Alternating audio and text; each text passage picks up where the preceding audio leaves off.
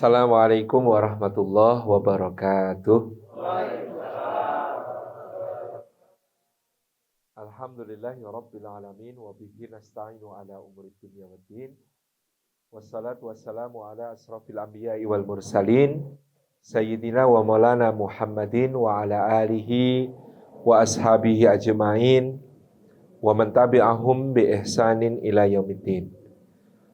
Asyhadu an la ilaha illallah al-malikul haqqul mubin wa asyhadu anna Muhammadan abduhu wa rasuluh sadiqul wa'dil amin.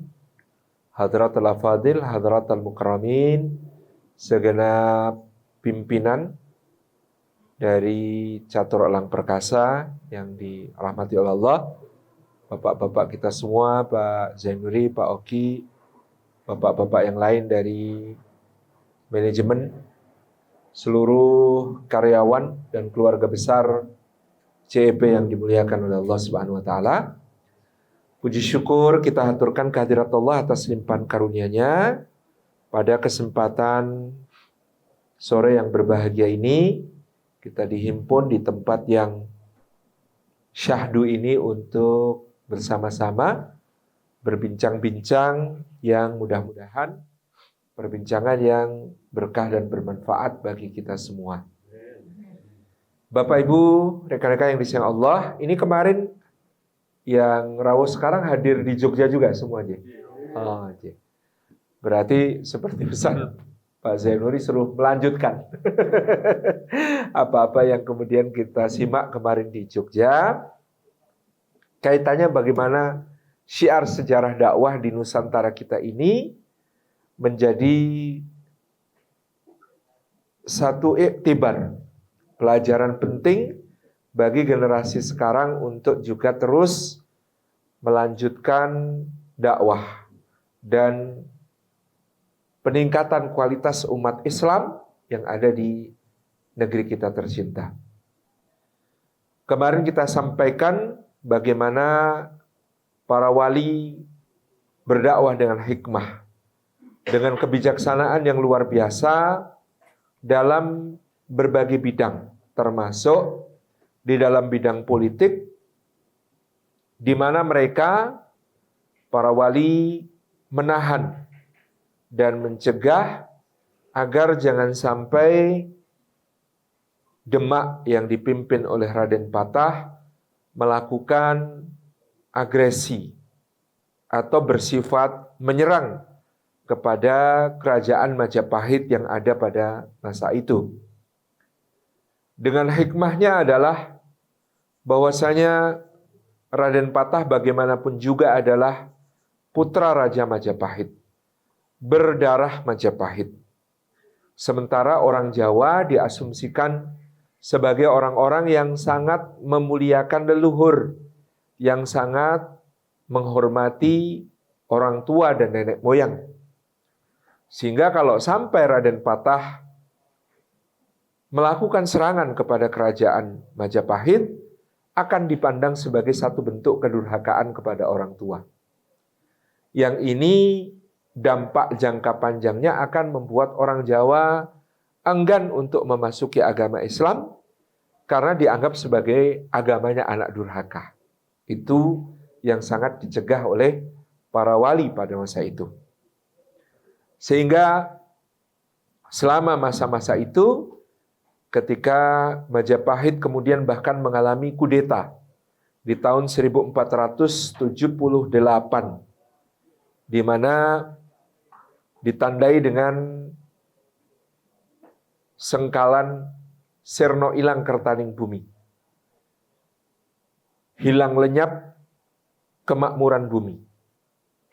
Sirna melambangkan angka 0, ilang juga melambangkan angka 0, kertaning, kerto, makmur itu melambangkan angka 4, dan bumi itu melambangkan angka 1. Kalau sengkalan itu dibacanya dari belakang. 0041 berarti tahun 1400 Saka. Tahun Saka di Jawa dihitung menurut mitologi dari kedatangan Aji Saka ke Pulau Jawa. itu terjadi pada tahun 78 Masehi. Sehingga tahun 1400 Saka itu ekivalen dengan tahun 1478 Masehi. Pada tahun itu, sengkalan sirno ilang kertaning bumi telah hilang lenyap kemakmuran bumi ini, tidak menggambarkan adanya serangan dari Demak kepada Majapahit, melainkan adanya kudeta di Majapahit yang dilakukan oleh Girindrawardana Dyah Ranawijaya dari Keling, dari daerah Kediri sekarang, kepada pemerintah pusat Majapahit yang diasumsikan berada di Trowulan. Jadi dari Kediri ke Mojokerto terjadi kudeta. Sehingga kemudian bertahtalah Girindrawardana Dyah Ranawijaya yang diasumsikan mengkudeta Dyah Suraprabawa yang dalam babat Tanah Jawi disebut sebagai Brawijaya kelima. Kudeta ini mengubah struktur pemerintahan Majapahit karena kemudian yang berkuasa bukan lagi garis darah utama kerajaan. Maka Demak, kemudian Jepara, kemudian Tuban, kemudian Gresik, lalu tumbuh kemudian di barat ada Cirebon, sampai bahkan kemudian ada Banten, menjadi pelabuhan-pelabuhan internasional yang sangat ramai dan diperintah oleh kaum muslimin. Sehingga kemarin kita menyampaikan ada pralambang pada masa pemerintahan Girindrawardana Dyah Ranawijaya, dia menggunakan pusaka Majapahit yang disebut sebagai Kanjeng Kiai Condong Campur menurut babat Tanah Jawi. Yang ini melambangkan politiknya untuk merangkul semua kalangan. Condong artinya cenderung, campur artinya berpadu. Condong untuk memadukan antara komunitas yang ada dan bahkan ajaran agama yang ada. Girindrawardana pernah bercita-cita akan adanya agama persatuan yang merupakan campuran dari agama Siwa, agama Buddha, dan agama Islam. Jadi beliau, Girindrawardana Dyah Ranawijaya, berpikir kalau keyakinannya bisa disatukan, maka rakyatnya bisa bersatu secara utuh. Pada kondisi di mana di pedalaman rakyatnya beragama Siwa Buddha, sementara di pesisir rakyatnya beragama Islam pada saat itu. Politik ini tentu ditentang oleh para adipati pesisir yang tentu tetap menginginkan Islam sebagai agama yang murni, yang tidak dicampuri dengan ajaran-ajaran lain. Nah, mereka inilah yang disebut sebagai kaum Sabu Inten. Maka dalam babat Tanah Jawi diceritakan setiap malam Kanjeng Kiai Condong Campur keluar dari gedung pusaka, terbang ke angkasa membawa teluh yang menyebarkan wabah penyakit. Kemudian dua orang empu, yaitu Ki Supomandrangi dan Ki Jigjo, dua orang empu Majapahit, ketika berjaga di gedung pusaka, melihat bagaimana Condong Campur keluar memendarkan cahaya merah dan kemudian menebarkan wabah penyakit di Majapahit. Maka Ki Jigjo melepas kerisnya yang bernama Kiai Sabu Inten tadi. Sabu Inten ini ya, diceritakan sebagai kerisnya Empu Jigja, dan Empu Jigja ini memang dekat dengan para penguasa pesisir Muslim yang taat. Demikian pula Supomandrangi yang merupakan sepupunya. Ternyata Condong Campur berhasil mengalahkan Sabu Inten, sehingga Sabu Inten itu dari semula luknya 13 patah sepasang luknya menjadi tinggal 11. Kemudian mengalami pelukaan di bagian bawah yang kemudian menjadi disebut sebagai sogoannya. Maka Sabu Inten turun, kemudian melesatlah Kanjeng Kiai Ageng Sengkelat. Sengkelat ini kerisnya Supomandrangi. Para penafsir babat mengatakan sengkelat dari kata sengkeling ati, yang merupakan kemarahan rakyat yang sudah tidak tertahankan melihat bobroknya pemerintahan Majapahit saat itu, sehingga kelaparan dan wabah penyakit berjangkit di mana-mana seperti yang disebarkan Kanjeng Kiai Condong Campur. Ini dimaknai oleh para pentafsir Babat bahwa ya betapapun para penguasa pesisir berusaha melawan kebijakan Raja Girindrawardhana Dyah Ranawijaya untuk kemudian menyatukan agama dan umatnya, tetapi mereka tidak punya kekuatan untuk melawan Majapahit pusat. Pada akhirnya yang akan meruntuhkan Majapahit adalah sengkelat kemarahan rakyat itu sendiri, bukan karena para penguasa muslim yang kemudian memberontak, tetapi justru rakyat Majapahit sendiri yang kemudian semakin lama semakin muak dengan keadaan kerajaan yang semakin merosot. Masih akan ada waktu yang cukup panjang sampai pada sekitar tahun 1502 atau 1503, sehingga Girindrawardhana Dyah Ranawijaya dikudeta oleh patihnya, Perdana Menterinya sendiri yang bernama Patih Udara, kemudian menobatkan dirinya sendiri menjadi raja dengan nama Prabu Udara.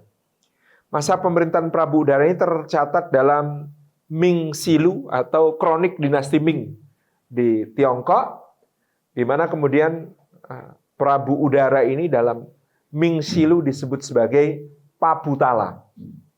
Prabu Udara, Raja Majapahit yang bukan berasal dari darah kerajaan, karena dia dari Perdana Menteri yang melakukan kudeta. Berbeda dengan Girindrawardhana Dyah Ranawijaya yang sangat akomodatif, ingin merangkul, ya, bahkan ingin menyatukan agama dan kepercayaan, maka Udara sangat agresif melakukan pendekatan konfrontatif kepada para adipati pesisir yang dianggap dan dimusuhi karena beragama Islam dan juga tentu karena dianggap merongrong kewibawaannya. Bahkan Udara melangkah lebih jauh dengan mengadakan penyerbuan ke Giri Kedaton. Giri Kedaton adalah pesantren Sunan Giri yang ada di perbukitan Giri di Gresik. Penyerbuan ke Giri Kedaton ini diceritakan dalam Babat secara gegap gempita dan menunjukkan bagaimana kehebatan Sunan Giri dalam diplomasi dan dalam mengatur strategi, sehingga meskipun hanya ada para santri di Giri Kedaton pada saat itu diceritakan, beliau yang sedang menulis merasa terganggu dengan serbuan pasukan Majapahit, maka beliau yang sedang menulis ini melemparkan penanya, kolamnya ke udara, kemudian berubah menjadi Kanjeng Kiai Kolomunyeng. Disebut Kolomunyeng, kolam, pena, munyeng membuat bingung. Kalam, ucapan, munyeng membuat pusing. Ya, maka disebut sebagai pusaka yang menghancurkan pasukan Majapahit, yang membuat mereka saling serang satu sama lain, saling bunuh satu sama lain. Ya. Memang Babat Tanah Jawi disusun di Surakarta oleh dinasti Mataram yang tentu berkepentingan untuk meluhurkan dan menjaga nama baik Sunan Giri sebagai salah satu leluhurnya, karena Nyai Ageng Sabinah, ibunda Panembahan Senopati, pendiri dinasti Mataram, itu adalah cicit dari Sunan Giri. Sehingga kemudian dalam hal ini digambarkan dengan metafor keris Kiai Kolomunyeng. Kalau ditulis harfiah, mungkin dikhawatirkan orang akan membaca ternyata Sunan Giri itu provokator ulung gitu. Ternyata Sunan Giri ini pandai memecah belah dengan omongan gitu ya. Pandai kemudian mengadu domba dengan bicaranya. Itu kita kalau membaca Babat dengan metafor, dengan memaknai metafor, ini tentu menjadi faham seperti apa keadaan ketika itu. Penyerbuan ke Giri Kedaton menjadikan Demak memiliki alasan untuk memaklumkan perang kepada Majapahit pada saat itu, sehingga kemudian pasukan Demak justru didukung oleh rakyat. Karena pada saat itu diperlihatkan bagaimana Raden Patah sebagai keturunan Majapahit memerintah pesisir dengan adil dan keadaan masyarakatnya yang makmur, ya. Dan kekuasaannya legitimit karena merupakan penerus Majapahit. Sementara Majapahit sendiri diperintah oleh seorang yang tidak berdarah Majapahit, yaitu Prabu Udara, dan kondisinya carut-marut secara politik maupun ekonomi, sehingga kemudian rakyat justru berduyun-duyun bergabung dengan Demak untuk kemudian ya akhirnya menamatkan kerajaan Majapahit, meskipun menurut Profesor Slamet Mulyana Majapahit baru akan berakhir secara resmi kira-kira pada tahun 1527 pada masa pemerintahan putra Raden Patah yang bernama Sultan Trenggono di Demak. Jadi masih ada proses panjang bagaimana dakwah kemudian tuntas masuk ke pedalaman. Tetapi pada tahun 1503 tersebut ya terjadi apa yang disebutkan ya seperti tergambar di Jawa, itu terjadi apa yang kemudian menjadi cermin kecil dari apa yang disebutkan oleh Al-Qur'an, idza jaa nasrullahi wal fath wa ra'aitan nasa yadkhuluna fi dinillahi afwaja fasabbih bihamdi rabbika wastaghfir innahu kana tawwaba. Bagaimana kemudian berduyun-duyun masyarakat atas hidayah dan pertolongan dari Allah itu memasuki agama Islam. Terlebih pada masa itu pergiatan dakwah terjadi sampai ke pelosok-pelosok, dilakukan dengan pendekatan budaya seperti yang sudah kita singgung kemarin. Salah satu wali utama yang membawa dakwah ke pedalaman adalah Kanjeng Sunan Kalijaga, yang kemudian menggunakan berbagai wasilah budaya dan seni untuk mengajak masyarakat berduyun-duyun menerima Islam. Jadi yang terpenting bagaimana bersyahadat dulu, pembinaan keislaman, meningkatkan pemahamannya perlu terus dilakukan dengan tarbiyah lanjutan. Itu yang diupayakan oleh Sunan Kalijaga. Maka wayang menjadi satu inovasi yang menarik. Bagaimana beliau menepis ya keraguan fikih tentang akidah ya, dari wayang yang merupakan produk susastra dari India. Tetapi sudah hidup begitu lama di Jawa, dan bahkan peristiwa-peristiwa dan tokoh-tokoh wayang diidentifikasi oleh orang di Nusantara sebagai yang terjadi di masa mereka. Maka kemudian adaptasi dalam Islam itu kita akan menemukan apa yang disebut sebagai silsilah Pangiwo dan Panengen. Kalau dahulu di masa Hindu, dewa-dewa ini ya betul-betul dewa dan sesembahan yang dipuja. Pada masa Islam bahkan dewa-dewa ini diletakkan dalam silsilah sebagai keturunannya Nabi Adam alaihissalam.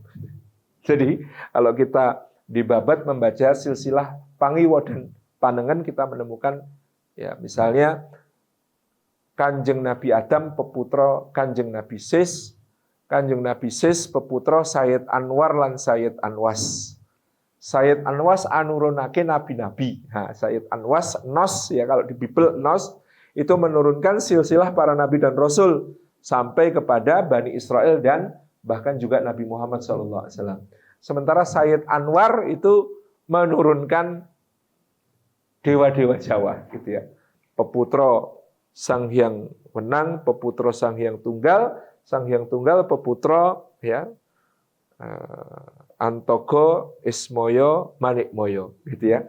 Antogo nanti menjadi Togop yang memomong tokoh-tokoh antagonis di dalam pewayangan.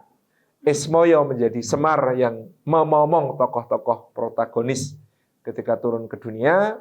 Manikmoyo menjadi raja para dewa di Kayangan yang disebut sebagai Sang Hyang Jagat Girinoto. Kata Pak Umar Hasim, penulis sejarah Wali Songo, ini cara Sunan Kalijaga untuk menghormati Sunan Giri sehingga raja para dewa diberi nama Sang Hyang Jagat Girinoto. Sunan Giri yang menata keadaan bumi di bumi Jawa pada saat itu.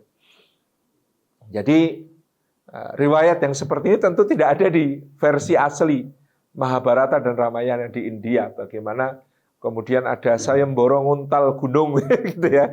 Nah, itu gunung Jamurdipa yang besar itu oleh Antogo dan Ismoyo diperebutkan siapakah yang lebih sakti. Nah, buktinya dengan cara nguntal gunung ya. Antogo ketika nguntal gunung maka bibirnya robek sampai menjadi besar sekali gitu ya.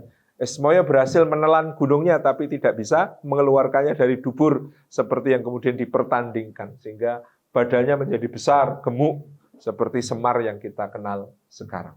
Jadi cerita carangan atau rekaan dalam wayang ini menjadi semakin mengakrabkan itu sebagai cerita dalam kehidupan orang di Jawa, di Bali, ya, di Lombok, di Banjar, di Palembang, di berbagai tempat di Nusantara hidup cerita wayang versi yang sudah dimodifikasi oleh para wali sedemikian rupa ini sebagai wasilah untuk mensyiarkan dinul Islam.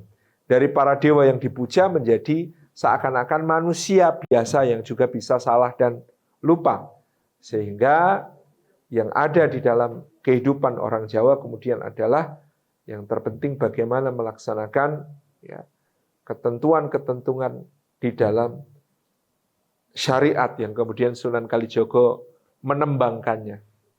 Lire syariat iku kena uga ingaranan laku, gitu kan. Orang-orang Jawa ini roke lire saringat iku. Syariat Kang, bukan saringat. Jadi ya bagaimana kemudian diakrabkan. Kemudian ajaran-ajaran itu dimasukkan dalam tembang-tembang sederhana yang mudah diingat, mudah dihayati, mudah dicermati di dalam kehidupan mereka sehari-hari.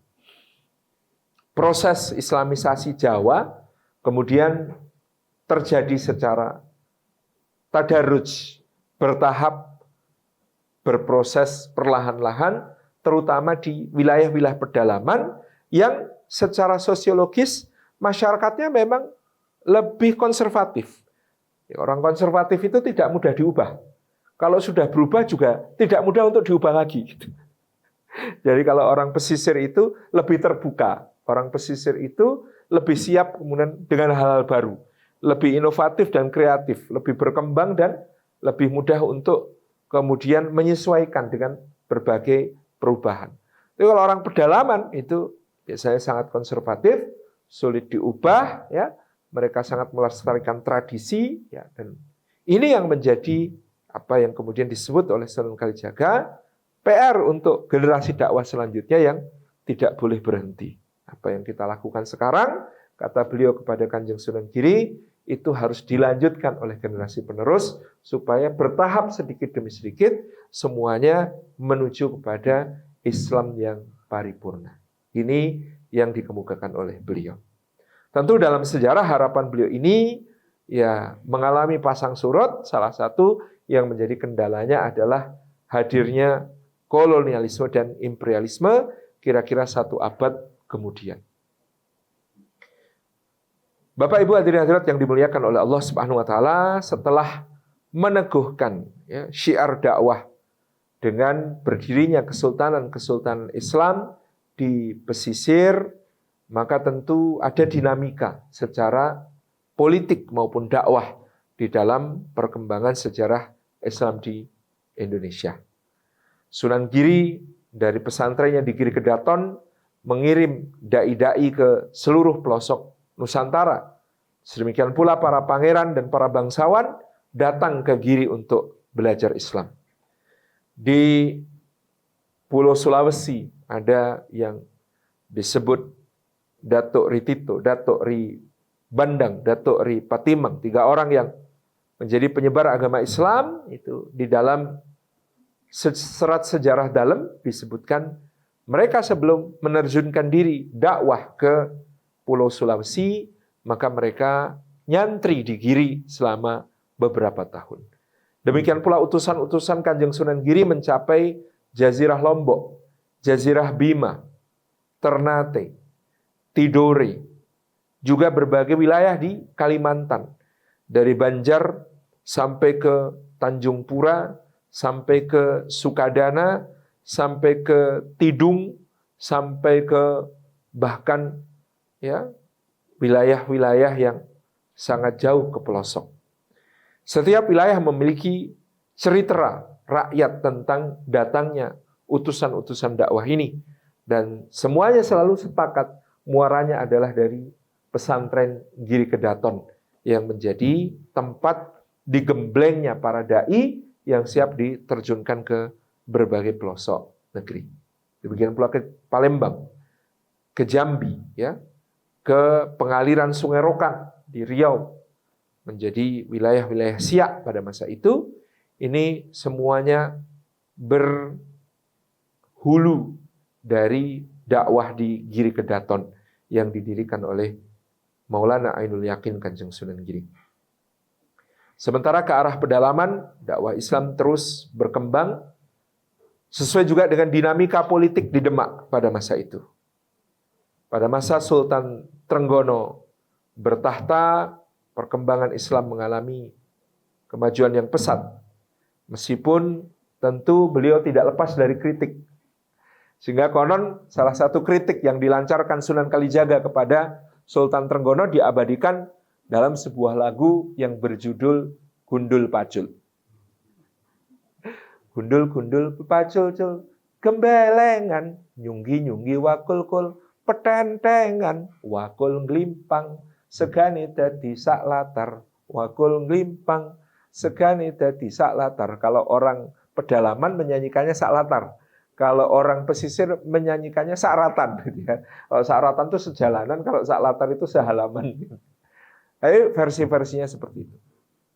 Itu konon Kanjeng Sunan Kalijaga, ya, itu ketika Sultan Trenggono sedang berada di alun-alun itu mengutus anak-anak kecil untuk menyanyikan itu.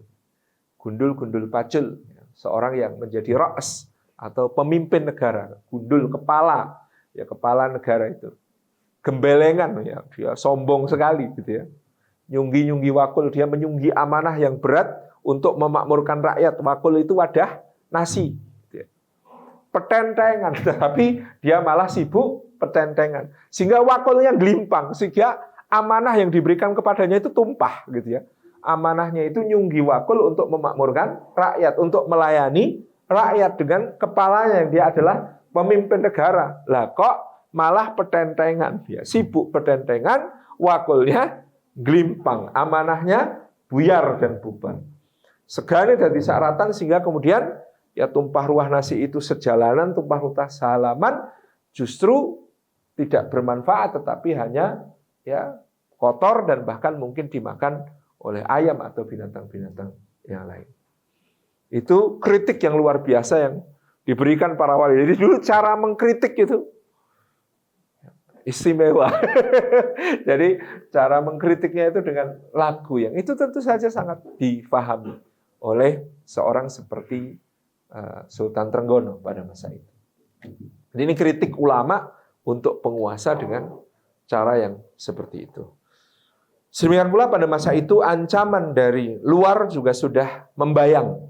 Ketika pada tahun 1511 kemudian Portugis menguasai Malaka. Bandar perdagangan yang menjadi transito akbar jalur rempah-rempah internasional. Penguasaan Portugis atas Malaka itu seolah menjadi dentang lonceng kematian bagi perdagangan bebas di seluruh Nusantara. Karena Portugis menerapkan monopoli yang sangat ketat dalam perdagangan rempah-rempah. Maka Pangeran Sabranglor Fathi Yunus atau Adipati Unus memimpin armada Demak berkekuatan 200 kapal pada tahun 1512 untuk menggempur kedudukan Portugis di Malaka. Qadarullah pada saat itu armada bantuan Portugis dari Goa tepat waktu tiba sehingga ketika Pati Unus berada di depan benteng Malaka, dia terjepit di antara dua serangan dari benteng dan juga serangan dari belakang dari kapal-kapal Portugis yang baru datang dari Goa di India. Sehingga pada saat itu armada perang Pati Unus harus ditarik. Tetapi dalam catatan Portugis, serangan itu begitu mengejutkan dan menakutkan bagi mereka. Jung, kapal induknya Pati Unus itu, dalam catatan Portugis begitu dikagumi. Karena kapalnya itu bukan hanya kayu, tetapi dilapisi logam. Yang ditembak dengan meriam tidak mempan, gitu ya. kecuali tiang agungnya yang kemudian ketika tiang agung itu tertembak, runtuhnya tiang agung itu sempat melukai Pati Unus sendiri. Jadi luar biasa. Jadi dikatakan kapal-kapal besar kita yang kita gunakan berlayar dari Eropa sampai ke negeri ini, kalau jejer dengan kapalnya Pati Unus itu tidak bisa disebut kapal. Saking luar biasanya jung Jawa yang dibawa Pati Unus pada saat itu untuk menyerbu Portugis di Malaka. Kegagalan serbuan ke Malaka tidak membuat Pati Unus menyerah sehingga kemudian dia melakukan serbuan berikutnya pada kira-kira tahun 1521. Sehingga serbuan kedua ini yang juga berakhir kegagalan menjadikan agak melemahnya kekuatan militer Demak pada saat itu. Penarikan mundur disertai dengan luka parah yang diderita Pati Unus. Kalau dalam beberapa riwayat disebutkan beliau terkena pecahan meriam sehingga kakinya putus dan tangannya lepas satu dan seluruh tubuhnya terbakar sehingga pulang itu dalam keadaan diperban seluruh bagian tubuhnya. Kondur beliau dengan transitnya di Cirebon kepada Sunan Gunung Jati yang merupakan mertua beliau. Ya. Transit di Cirebon ini ternyata membawa beberapa keluarga Kesultanan Malaka yang ikut pulang bersama Pati Unus. Dan kemudian oleh Sunan Gunung Jati, keluarga Kesultanan Malaka itu diberi tempat berupa sebuah tasik, sebuah wilayah yang lapang dan luas di selatan, di dekat pegunungan-pegunungan yang ada di selatan Cirebon, sehingga Tasik itu sampai hari ini disebut sebagai Tasik Malaya. Kata Malaya dari kata Melayu, yang mereka ini adalah orang-orang dari Kesultanan Malaka, maka namanya Tasik Malaya. Kalau orang Tasik Malaya konon tidak Sunda-Sunda banget, karena ada campuran darah dari Malaya atau Melayu, keluarga Kesultanan Malaka yang ada di situ. Salah satu anak buah Pati Unus namanya Katir juga kemudian tidak mau pulang sehingga dia beroperasi di Selat Malaka menjadi apa yang di kemudian hari disebut sebagai lanun atau bajak laut Selat Malaka. Tetapi Katir pada zamannya tidak pernah merampok atau membegal kapal-kapal milik pribumi. Khusus membegal kapal-kapal milik Portugis yang kemudian lalu lalang di Selat Malaka pada masa itu. Sehingga lanun Selat Malaka itu menjadi legend. Ya. Kalau kata Andrea Hirata, kamu nonton film Pirates of the Caribbean dengan berbagai macam varian bajak lautnya, mungkin ngeri, tetapi tidak ada yang lebih mengerikan daripada lanun Selat Malaka, gitu ya. Itu berasal dari Katir dan anak buahnya yang waktu itu niatnya adalah perjuangan di jalan Allah sehingga dia tidak pernah menyerang kapal-kapal yang bersifat pribumi dari kawan-kawannya, tapi justru dia menyerang kapal-kapal milik kekuatan-kekuatan asing yang lalu lalang di Selat Malaka. Itulah lanun, cikal bakal lanun Selat Malaka adalah perjuangan perang Pati Unus melawan Portugis yang meninggalkan salah satu anak buahnya yang bernama Katir. Kemudian pada masa Sultan Trenggono pula, ya, dengan gugurnya Pati Unus, akhirnya wafat ketika tiba kembali di Jepara pada saat itu. Kemudian tahta diambil alih oleh Sultan Trenggono. Pada masa itu Sultan Trenggono di tahun 1521 ya sudah mempersiapkan diri kalau sewaktu-waktu Portugis yang berhasil mengalahkan Demak ini kemudian akan memperluas wilayahnya ke Jawa. Dan betul ternyata Gubernur Jenderal Portugis berkorespondensi dengan Raja Samiam dari Pajajaran yang berkedudukan di Bogor sekarang untuk membangun pangkalan Portugis di Jawa, dan yang ditawarkan adalah pelabuhan utama milik Pajajaran yang bernama Pelabuhan Kalapa atau Sunda Kalapa. Agreement itu kemudian mewujud di tahun 1526, dan Portugis dari Malaka sudah siap-siap untuk mengirimkan armada dan membangun benteng serta loji-loji dagangnya di Sunda Kelapa. Pada masa itu Kesultanan Pasai juga berhasil jatuh ke tangan Portugis. Sehingga ada seorang ulama Pasai pulang dari haji, hendak kembali ke negerinya, ternyata negerinya sudah dikuasai Portugis. Sehingga dia tidak sudi ya untuk berada di Pasai. Dia berlayar terus ke arah timur dan kemudian mendarat di Jepara dan menghadap ke Demak. Menyampaikan untuk mengabdi kepada Demak kalau tenaganya dibutuhkan dalam jihad melawan penjajah Portugis. Ulama ini namanya Fathullah atau Fatahillah, yang oleh sumber-sumber Portugis kemudian disebut sebagai Faletehan.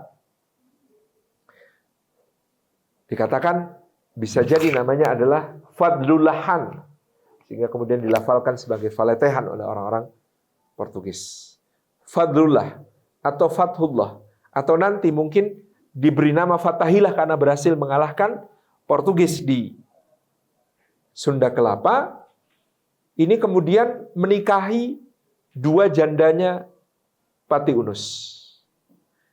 Yang pertama adalah Ratu Ayu binti Sunan Gunung Jati dan Ratu Mas binti Raden Patah.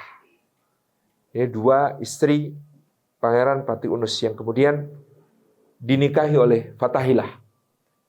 Maka pada tahun 1527 ketika Demak kemudian bersiap menyambut aneksasi Portugis atas Sunda Kelapa, Fatahillah yang memimpin aliansi pasukan Demak, Cirebon, dan Banten untuk menghadang kolonialisasi yang akan dilakukan oleh Portugis di Sunda Kelapa.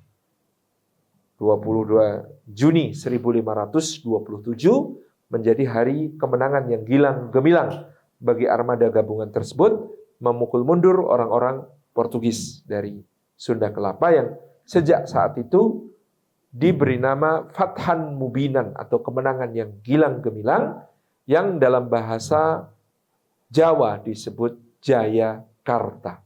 Jaya artinya menang, Karta artinya gilang gemilang.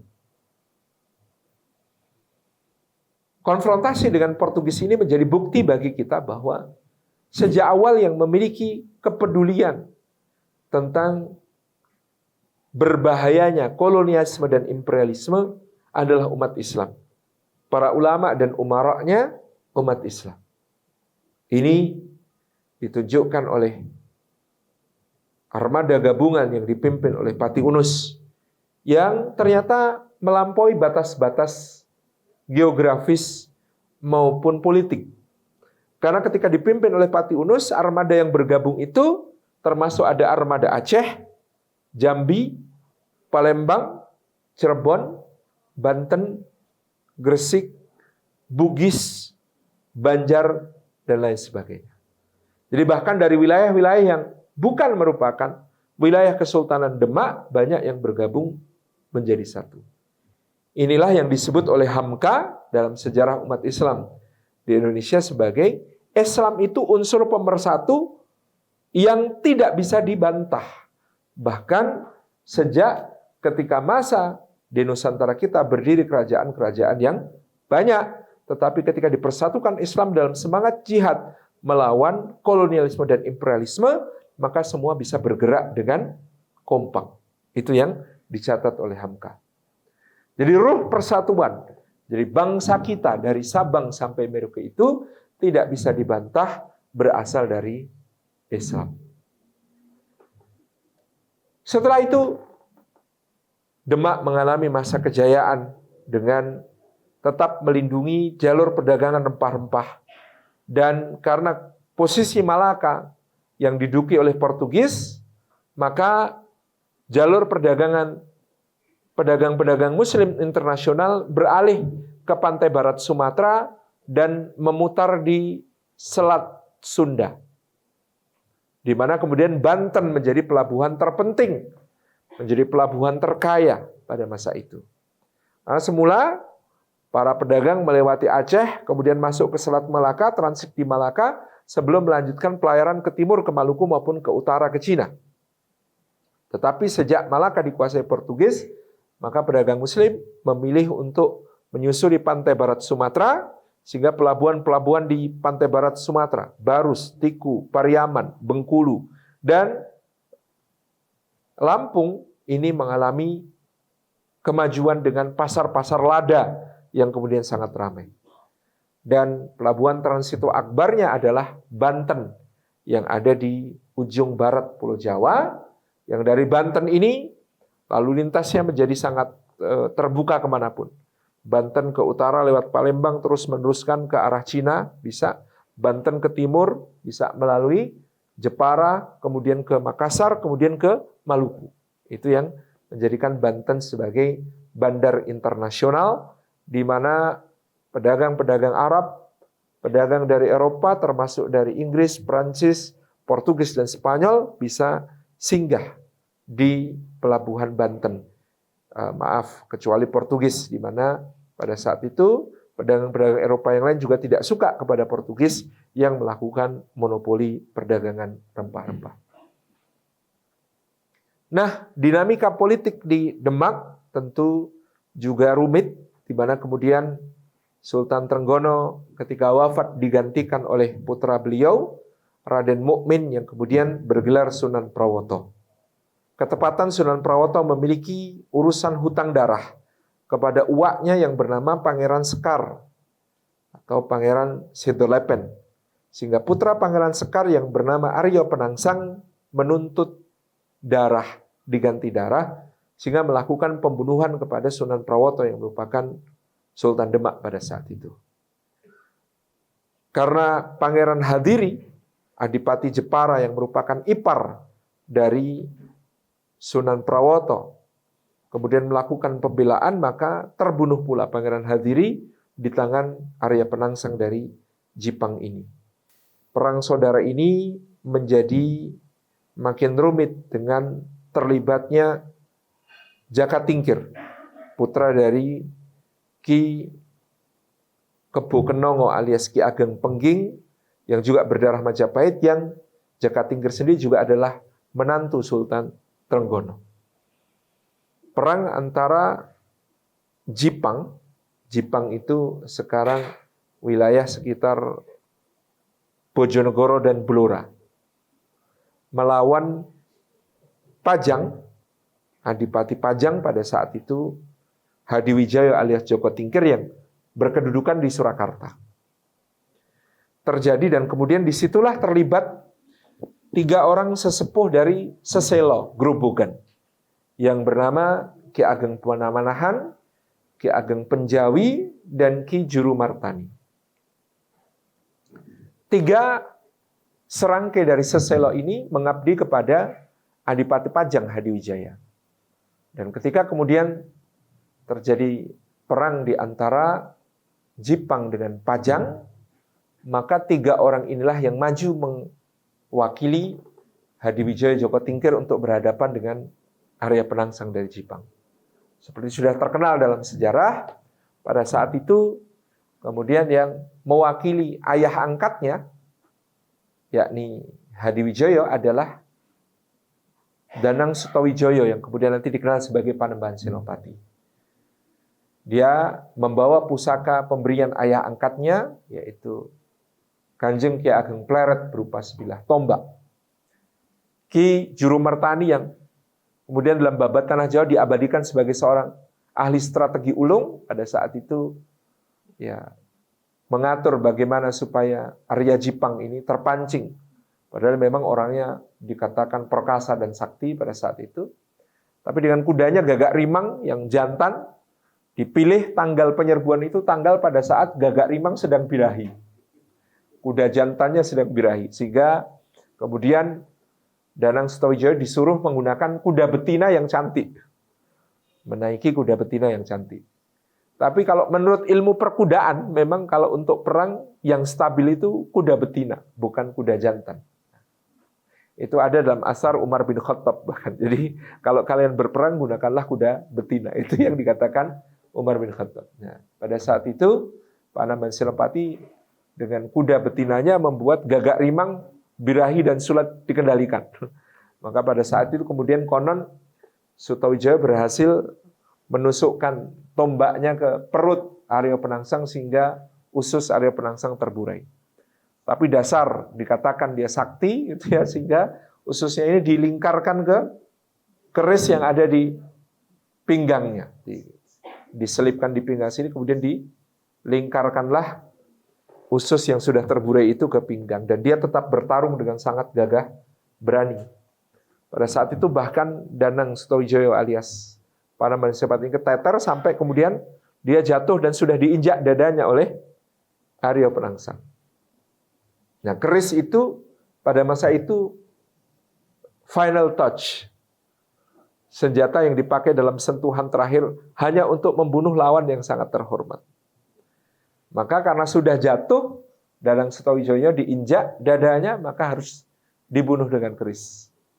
Maka dalam cerita Babat Tanah Jawi dikatakan Arya Penangsang mencabut kerisnya dari sarungnya dan keris itu mengiris memotong ususnya yang membuat kemudian dia rubuh terbunuh oleh kerisnya sendiri.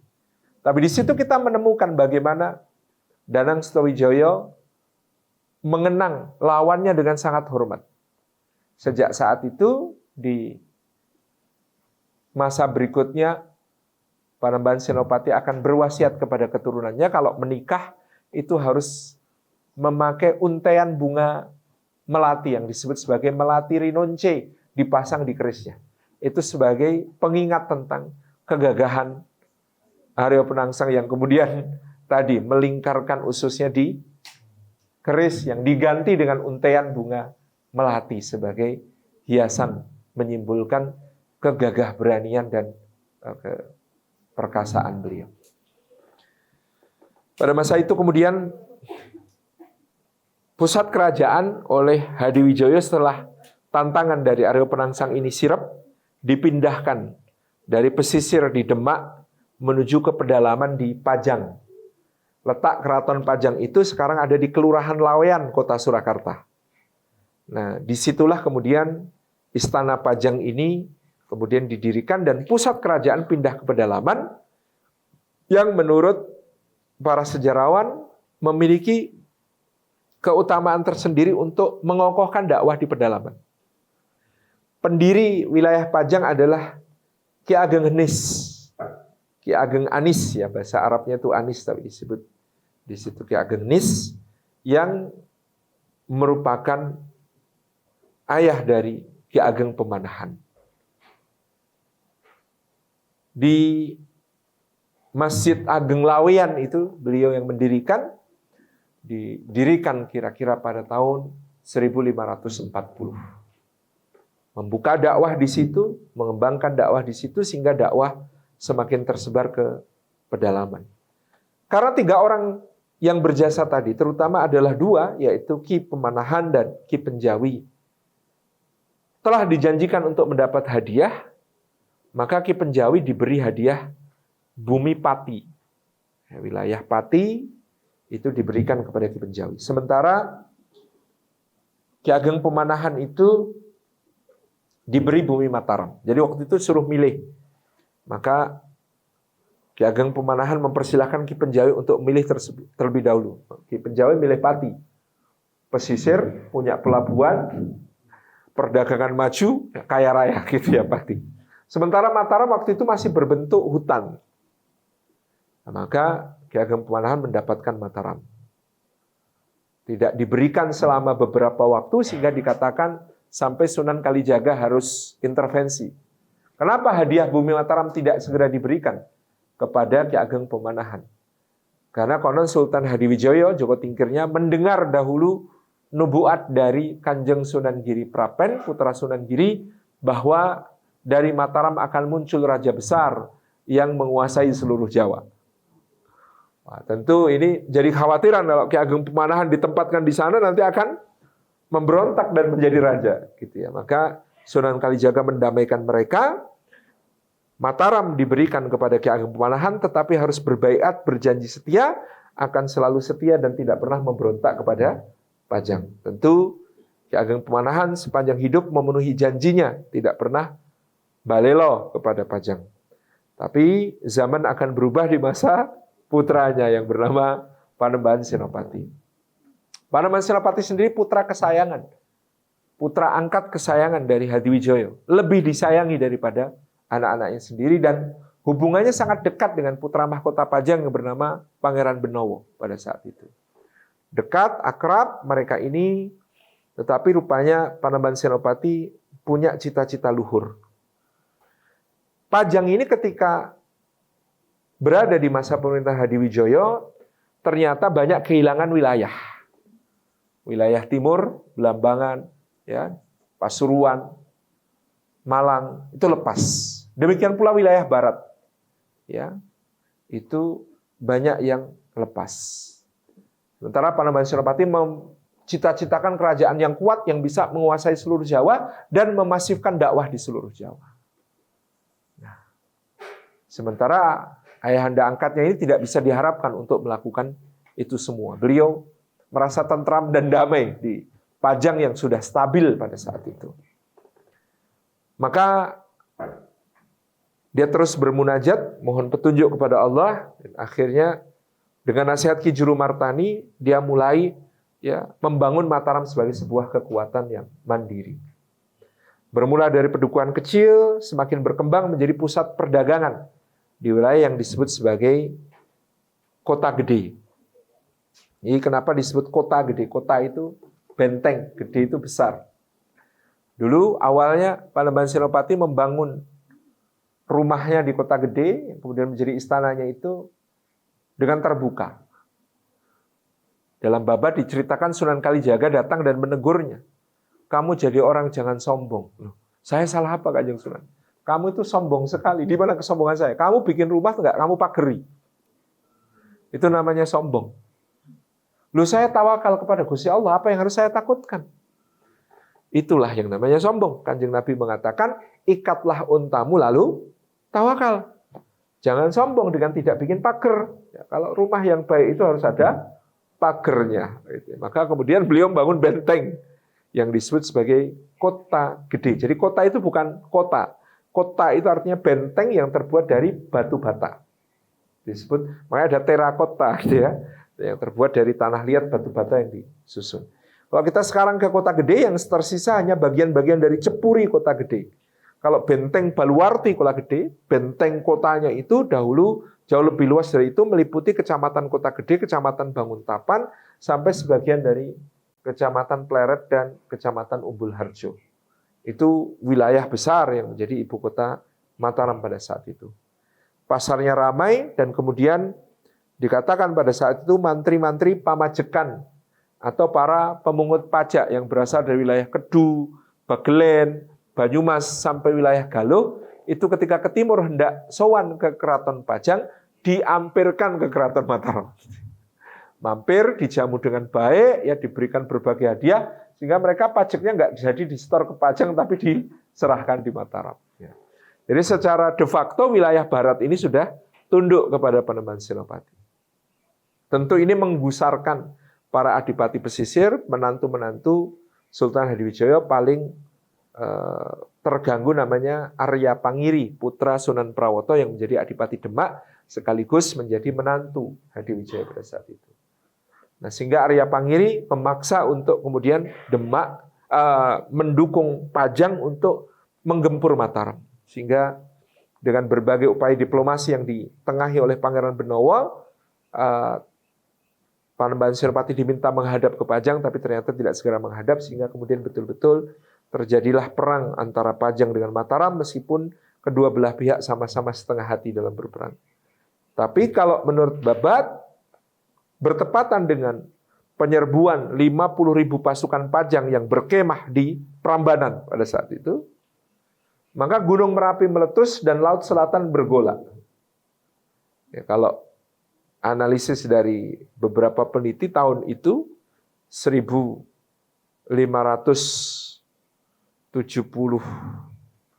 atau 1580 itu memang bertepatan dengan letusan dahsyat Gunung Merapi sekaligus gempa dan tsunami di Laut Selatan.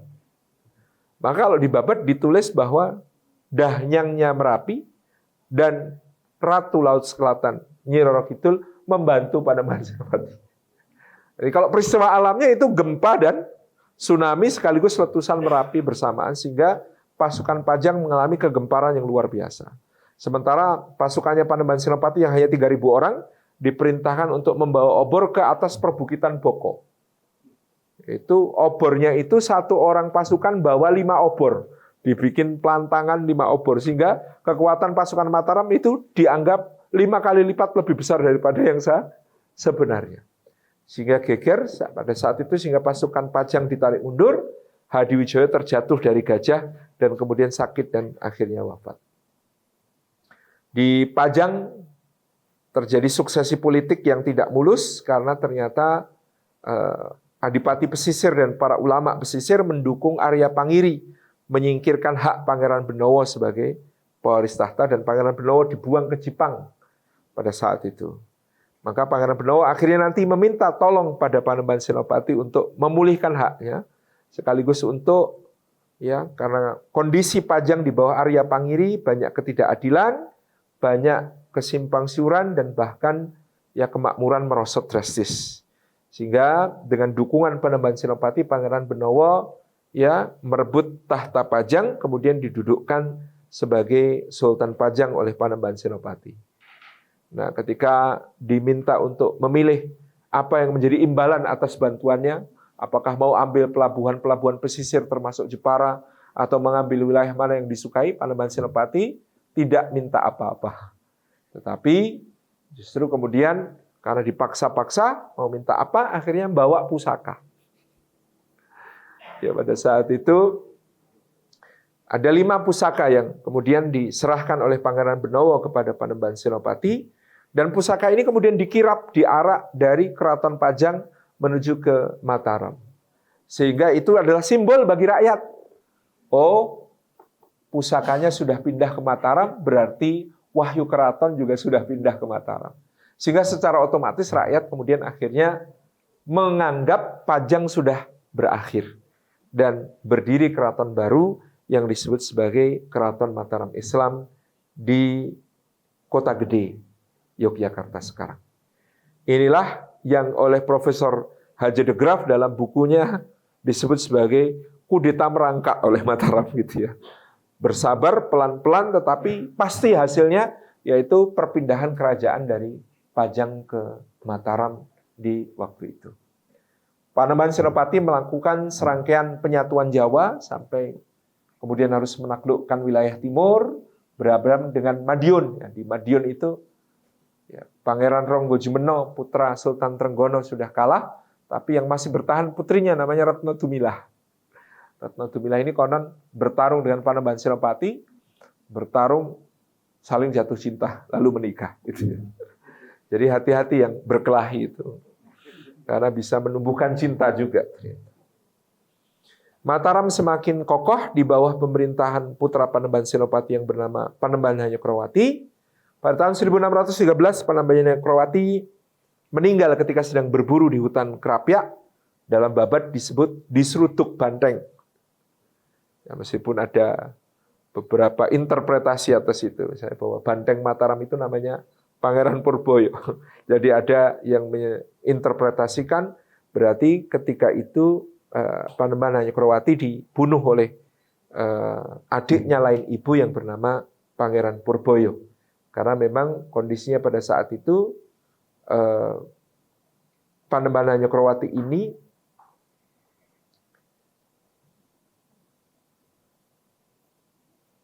hampir-hampir menyerahkan kerajaan karena janjinya kepada Ratu Tulungayu dari Ponorogo kepada putranya yang cacat mental yang bernama Adipati Martopuro.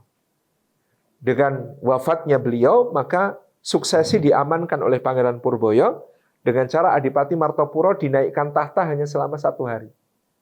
Kemudian putra Panembahan Hanyokroowati dari Ratu Ayudiah Banowati, putri Pangeran Benowo, yang bernama Raden Mas Rangsang, yang nanti akan bertahta sebagai Sultan Agung, kemudian dinaikkan menjadi Sultan. Jadi secara de facto Sultan Agung itu raja ketiga.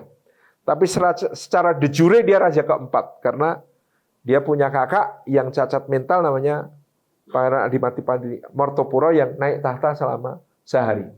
Jadi Raja Sahari itu bukan pengantin. Raja Sahari itu Adipati Martopuro yang naik tahta hanya selama 1 hari. Kemudian digantikan oleh Raden Mas Rangsang yang bergelar Panembahan Agung Hanyokrokusumo. Tahun 1624 setelah menaklukkan Madura, beliau bergelar Susuhunan Agung Hanyokrokusumo. Dan pada tahun 1641 beliau menggunakan gelar Sultan Agung Adi Prabu Hanyokrokusumo, ya, Abdullah Muhammad Maulana Matarami Al-Jawi, yang gelar Sultan itu diperoleh setelah mengirim utusan ke Makkah dan mendapatkan gelarnya dari Syarif Makkah, Zaid bin Muhsin Al-Hashimi, yang mewakili Sultan Turki Utsmani Murad keempat pada masa itu. Jadi ada satu kerabat Kesultanan Yogyakarta yang menyimpan salinan dokumen yang diterbitkan tahun 1975 di masa Raja Faisal bin Abdul Aziz, dan Wakil Presiden Republik Indonesia adalah Hamengkubuwono IX. Ya, dokumen itu mengakui tanah wakaf Mataram yang diwakafkan Sultan Agung pada tahun 1639.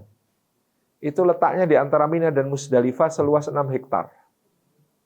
Sampai sekarang masih ada dokumennya yang kemudian mengakui keabsahan wakaf Mataram Sultan Agung pada tahun 1639 tersebut. Jadi ini raja besar Mataram yang kemudian sayang tidak diberdayakan. Berbeda dengan wakaf Aceh. Wakaf Aceh itu sampai sekarang setiap Haji Aceh mendapatkan setiap tahunnya tambahan uang saku dari Kerajaan Saudi Arabia dari pengelolaan wakaf Aceh. Ada kalau wakaf Mataram 6 hektar itu kalau dipakai untuk parkiran saja di Mina dan Musdalifah itu sudah hasilnya luar biasa. Ya, mudah-mudahan di waktu yang akan datang. Karena konon di tahun 75 ketika dibawa pulang dokumen tersebut ditahan oleh Ibu Tin. Karena ya ini Mataram ini bukan cuma Jogja, Solo juga Mataram loh. Jadi sehingga yang mengurus itu Hamengkubuwono IX, tapi kemudian tidak dieksekusi untuk dijadikan sebagai hak yang bisa membuahkan manfaat untuk rakyat Indonesia. Mudah-mudahan ke depan nanti bisa disepakati apa yang bisa digunakan, daya gunakan dari wakaf Mataram Sultan Agung ini, karena barokah sekali. Pada masa Kiai Haji Ahmad Dahlan menuntut ilmu di Tanah Suci, bahkan masih ada gedung wakaf Mataram yang ada di seberang Masjidil Haram. Jadi bukan cuma wakaf Mataram yang di Mina dan Musdalifah, tetapi ada gedung wakaf Mataram di seberang Masjidil Haram. Karena Kiai Haji Ahmad Dahlan diceritakan selama di Mekah itu tinggalnya di gedung wakaf Mataram di seberang Masjidil Haram tersebut. Itu yang menjadi wakaf sejak era Sultan Agung dan diperbarui pada masa Hamengkubuwono pertama di tahun 1780, dan kemudian masih ada sampai era ke Kiai Haji Ahmad Dahlan di Makkah Al-Mukarramah. Nah, Sultan Agung Hanyokrokusumo ini menjadi raja terbesar Mataram yang dianggap sebagai pelanjut dakwah. Kalau menurut Pangeran Diponegoro dalam Babad Diponegoro, wali, ulama, sekaligus raja sepanjang sejarah Jawa itu hanya ada 2. Yang pertama Sunan Giri, yang kedua Sultan Agung. Nah, Sultan Agung ini raja yang alim ulama. Karena ketika mudanya dia tidak berada di istana tetapi tinggal di jejeran, berguru kepada Ki Ageng Jejer, murid Sunan Kalijaga. Yang kemudian Ki Ageng Jejer ini juga punya murid namanya Sayyid Ahmad bin Muhammad, yang kemudian dikenal sebagai Kiai Ageng Kategan, nantinya akan menjadi mufti dan penghulu pada masa Sultan Agung bertahta. Itu sahabat mondok dijadikan sebagai mufti. Tetapi muftinya tahu, ya, rajanya ini tidak kalah alim daripada dia. Sehingga kalau raja-raja Demak itu dikatakan, raja-raja Demak itu tunduk kepada musyawarah para wali. Jadi Raja Demak itu eksekutor.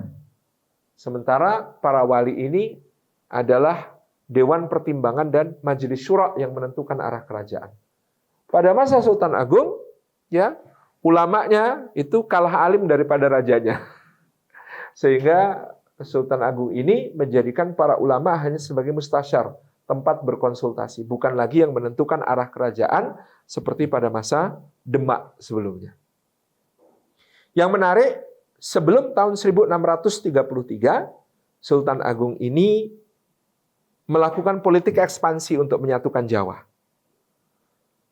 Maka banyak diwarnai oleh peperangan-peperangan, termasuk ketika menaklukkan Surabaya, Madura, sampai menaklukkan Tanjung Pura dan Sukadana di Kalimantan, sehingga Banjar pun takluk. Tidak lama kemudian, Palembang dan Jambi menyatakan diri sebagai wilayah di bawah duli kekuasaan Mataram.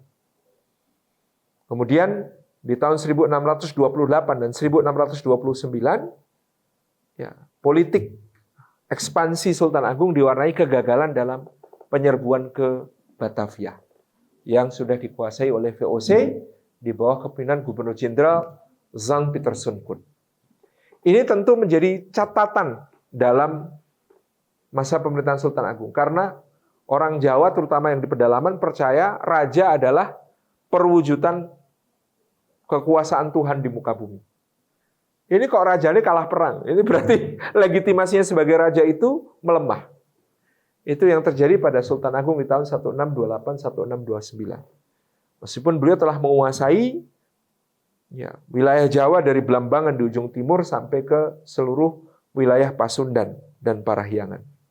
Tetapi VOC tidak tertaklukkan ketika itu. Maka pada tahun 1633 beliau berziarah ke Tembayat, ke makam Sunan Tembayat di Klaten. Sepulang dari Tembayat itu, konon Sultan Agung mengubah arah kebijakannya dari politik ekspansi menjadi politik memakmurkan rakyat. Maka bahkan di tahun 1633 itu beliau berusaha menyatukan masyarakat pesisir dan masyarakat pedalaman dengan menyesuaikan kalender. Ini mumpung tahun baru, kita membicarakan kalender Sultan Agung itu. Tahun itu adalah tahun 1633 Masehi, tahun 1555 Saka. Tahun Saka itu dulu berdasar peredaran matahari. Kalender Saka dipakai di pedalaman, di pesisir masyarakat memakai kalender Hijriah. Maka di tahun 1633 itu Sultan Agung menetapkan tahun Saka, tahunnya dilanjutkan. 1555, tahun depan 1556. Tetapi diubah sistemnya dari tahun berdasar matahari, solar, menjadi tahun berdasar rembulan, lunar. Sehingga jadilah yang disebut sebagai tahun Jawa Sultan Agungan.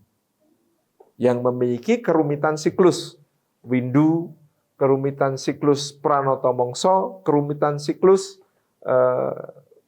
berbagai hal yang kemudian dia susun untuk tetap menata kemakmuran rakyat. Yang menarik, tahun Jawa Sultan Agungan berdasarkan kalender Hijriah ini menurut Profesor Thomas Jamaluddin dari Lapan, dengan membandingkan data tahun 1950 sampai tahun 2000, itu ternyata tahun Sultan Agungan ini awal Ramadan, awal Idul Fitri, dan Idul Adha, bulan Dzulhijjah, itu perhitungannya Sultan Agung adalah yang paling akurat terhadap ru'yatul hilal. Jadi kalender hisab yang lain, baik yang Muhammadiyah maupun Persis, kan kadang-kadang berbeda dengan ru'yatul hilal. Tapi kalender Sultan Agung ini nyaris selalu akurat dengan ru'yatul hilal. Maka sampai Profesor Thomas Jamaluddin pernah mengusulkan agar kalender Sultan Agung ini menjadi kalender Hijriah Indonesia. Karena perhitungannya yang kemudian sangat akurat terhadap ru'yatul hilal di setiap tahun. Hal lain yang kemudian menjadi politik Sultan Agung dalam memakmurkan rakyat adalah mengenalkan sistem bersawah secara luas. Karawang dijadikan sebagai basis persawahan untuk nantinya persiapan lumbung padi dalam menyerbu VOC di Batavia. Maka orang Jawa diangkut ke Karawang untuk bertani. Dahulu budaya Pasundan itu ngahuma, bukan bersawah tetapi berkebun. Sejak Sultan Agung memerintah, maka sawah-sawah berkembang dari Karawang di utara, terus dilebarkan ke selatan sampai ke Cianjur. Maka lumbung pangan Jawa Barat itu diakui semuanya adalah kreasi Sultan Agung pada zamannya. Sultan Agung kemudian menciptakan bahasa Jawa baru yang berbeda dengan bahasa Jawa sebelumnya. Dulu bahasa Jawa itu A. Kayak orang ngapak-ngapak itu sega, bukan sego. Lara, bukan loro. Karena Sultan Agung itu suka huruf ro, do, to, go, ko, maka menjadi O.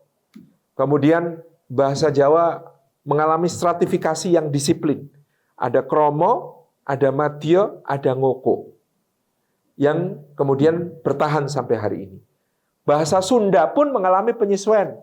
Bahasa Sunda Unda dan bahasa Sunda Usuk yang bahasa Sunda aras tinggi dan aras rendah. Demikian pula bahasa Jawa menjadi genre yang berkembang menjiwai bahasa Banjar, bahasa Palembang, dan bahasa Jambi. Logatnya O sama. Kemudian juga Sultan Agung menjadi trendsetter seperti diceritakan Van Kool ketika berkunjung ke Jambi. Di Jambi, di Palembang, di raja-raja yang berada di Sumatera hingga Indragiri, dan juga raja-raja di Semenanjung Malaya, selalu bertanya kepada orang-orang Belanda ataupun orang-orang asing yang pernah menghadap Sultan Agung di Mataram. Seperti apakah pakaiannya? Lalu ditiru di berbagai daerah itu. Kemudian Sultan Agung juga melakukan politik persahabatan, mengikat persekutuan dengan Sultan Alauddin, Raja Gua Tallu, ya, kakeknya Sultan Hasanuddin, yang kemudian saling bertukar utusan. Bahkan Sultan Agung diceritakan dalam bukunya Dilis Lombard mengirimkan tukang-tukang tatah emas dan tukang-tukang kerajinan terbaik ke kerajaan-kerajaan sahabat dan kerajaan vasal seperti kerajaan Gua Tallu, kemudian kerajaan Palembang dan kerajaan Jambi. Jambi dan Palembang mengirimkan hal yang paling disukai Sultan Agung, gajah. Gajah-gajah perangnya Sultan Agung itu didatangkan dari Palembang dan Jambi pada masa itu. Kemudian Sultan Agung tadi mengkreasi tata kota yang baku, jadi harus ada alun-alun, ada istana, ada masjid, gitu ya, ada pasar. Ini catur gotro tunggal yang kemudian selalu ditetapkan. Kemudian beliau juga mengkreasi tata busana, mengkreasi tata boga yang semuanya diarahkan sebagai simbol-simbol syiar Islam yang selalu bertahan, bisa dimaknai sampai hari ini. Kelihatannya baru sampai Sultan Agung itu pun belum terselesaikan secara paripurna. Saya kembalikan kepada pembawa acara. Wassalamualaikum warahmatullahi wabarakatuh.